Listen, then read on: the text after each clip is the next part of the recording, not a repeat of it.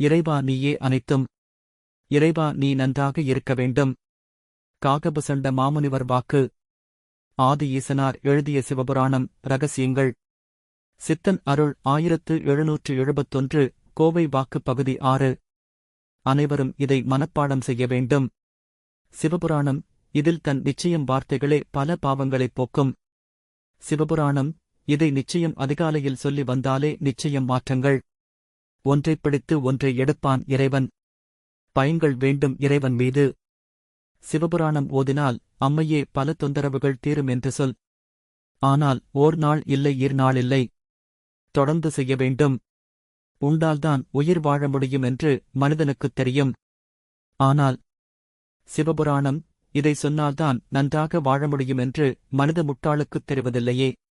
அப்பொழுது மனிதன் முட்டாளா, இறைவன் முட்டாளா? சிவபுராணம் சொன்னால் இன்னும் நல்லது என்று சொல்.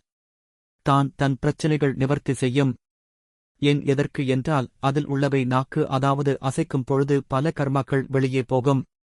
ஓம் அன்னை ஸ்ரீலோபாமுத்ரா உடனுரை தந்தை அகத்திய மாமுனிவர் திருவடிகளில் சமர்ப்பணம்.